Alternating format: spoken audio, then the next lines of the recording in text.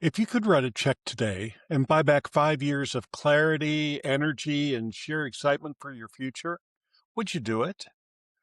Or would you hold on to that money tight, fearing that you might need it for a rainy day, even while it's already pouring outside your window?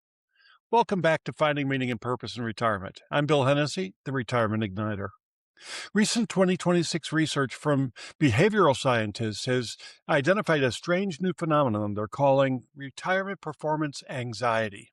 We've been told for 40 years that retirement is earned rest, but now that we're arriving at the finish line, we're finding that a cultural demand says that we have to reinvent ourselves, optimize our health, or suddenly find a side hustle. It's created a paralyzing gap. On the one hand, you're exhausted from the race. On the other hand, you feel like you're already falling behind in this new chapter. Today, we're talking about the one thing that no one wants to admit. We're reluctant to invest in our own potential. Why does spending money on a new roof feel like responsibility, but spending money on your own purpose feel like selfishness?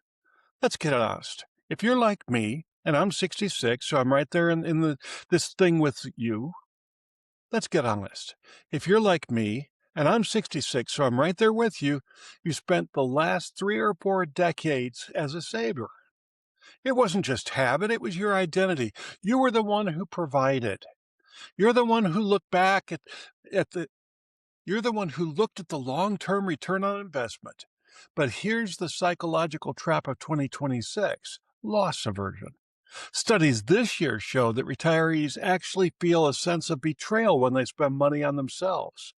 We've been trying to watch we have been trained to watch the balance grow.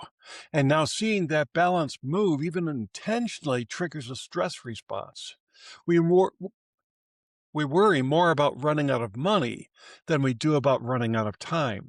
Think about that just for a second. If we're more afraid of a zero in a bank account than a zero in our purpose account, what was the point of savings in the first place? There's a paradox in the research I've been following this spring. 78% of us feel confident about our savings, but nearly half of us, admit that we're more stressed now than we were a year ago. Why? Because maintenance isn't meaning. You can maintain your house, your car, your portfolio, but if you aren't investing in your ignition, that internal spark that tells you why you're getting out of bed in the morning, you're just maintaining a slow decline. I see this all the time in coaching. People will drop $5,000 on a cruise to relax, but they'll hesitate to spend a fraction of that on a workshop that will redefine how they live the next 20 years. The cruise is a distraction. The retreat is a transformation. The reluctance comes from a sense of fear of failure. We think, what if I invest in myself and find out that I don't have what it takes for a second act? Let me tell you as a coach, that's a lie. Your purpose framework, the acronym that I talk about all the time, is built on the assets you already own, your experience, your skills, your heart. Just in case you don't know what I mean by the purpose framework, let me explain it to you. First, we need to pause. Things dramatically change in retirement, but oftentimes people don't take even a moment to think about what changed. Next, that's when we find out what we've really been seeking for our retirement. And that'll lead to reflection. Are the dreams we had at 40 going to fit our lives now that we're in our 60s?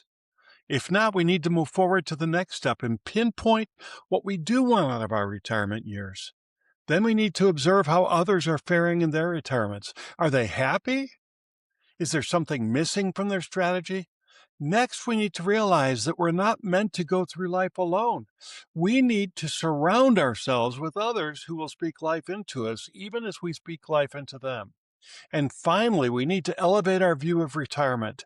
God didn't give you these years to be a slave to TV reruns or only to spend countless days on hobbies and little else. We need to live with intentionality. It's not going to make us tired. It's going to give us the reason we need to get up every morning. Your purpose framework, the acronym we talk about, is built on the assets you already own. Your experience, your skills, and your heart. We aren't buying into a new life. You're investing in the tools to finally use the one that you've already built. That's why I created the Retirement Ignition Retreat. From May 18th to the 21st, we're headed to Branson, Missouri. And I want to be very direct with you. If you've been listening to the show and nodding your head, but you haven't booked your spot yet, ask yourself why. Is it the cost? Is it the saver's identity telling you that you aren't worth the investment? We're going to spend 4 days using the ignition model to move you from maintenance mode to meaning mode. We're going to look back at your legacy. We're going to look at your daily rhythm and specifically that unique purpose that you've been putting on the back burner. Branson in May is beautiful, but this is no sightseeing tour. This is a strategy session for the rest of your life. It's the meeting where you stop being the saver and start being the spender, spending your energy, your wisdom, and your joy on things that actually matter. Don't let loss aversion rob you of the most impactful years of your life. The money will be there in some form. But this window of health and opportunity won't be. Go to the website right now, retirementigniter.com, and click on the retirement tab. Secure your spot for May 18th. Stop maintaining your retirement and start igniting it. I'm Bill Hennessy, and I'll see you in Branson.